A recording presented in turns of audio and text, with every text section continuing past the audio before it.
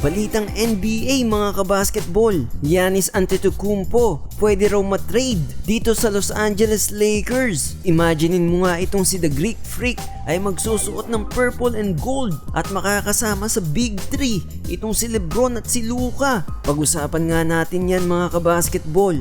Ngayong off-season nga ay maraming tanong patungkol dito kay LBJ kung mananatili pa ba ito sa Lakers o tuluyan na siyang aalis at lilipat sa ibang team. Ngunit sabi ng kanyang agent na si Rich Paul ay mananatili raw ito sa LA. Handang-handa na raw itong si Lebron para sa susunod na season at ang goal daw ni LBJ ay hindi nagbabago. Ang makuha ang kanyang 5th championship. Dahil nga all-in na raw itong si LBJ ay dapat ang Lakers ay all-in na rin. Gumawa na raw sila ng isa pang hakbang na makakuha pa ng isang superstar na makakasama ni LBJ at wala nang iba pa mga kabasketball kundi ang 2-time MVP na nagpa-champion sa Milwaukee Bucks, Giannis Antetokounmpo. Ngunit hindi nga raw magiging madali yan mga kabasketball dahil siguradong maraming hihingin ang Milwaukee sa LA Lakers dahil nga superstar itong si Giannis. Kaya nangangahulugan lang daw ito na magpakawala ng maraming players at future draft picks ang Lakers. Diyan na nga papasok si Austin Reeves na fan favorite sa Los Angeles at si Dalton Knecht na kanilang rookie. Isama mo pa dyan ang future draft picks ng LA sa darating na 2031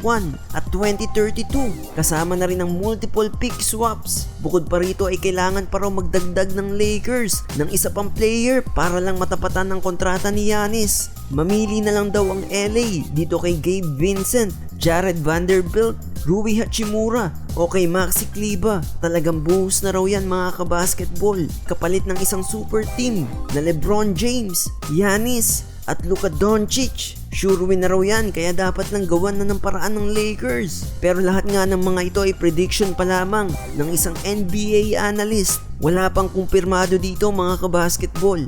Unang-una sa lahat ay kailangan daw maging open muna ang Milwaukee sa pag-trade dito kay Giannis. At ang Lakers din daw ay dapat nakahanda na isugal ang future ng kanilang team para sa isang superstar. Pero isang ang bagay mga kabasketball, kung gusto nilang manalo na ngayon at sulitin ang mga huling taon ni LBJ, ay kailangan daw nilang gumawa na ng malaking hakbang. Kayo mga kabasketball, agree ba kayo sa sinabi ng analyst na ito na i-trade ng Lakers ang future nila para dito kay Giannis Antetokounmpo? Mag-comment down below mga kabasketball.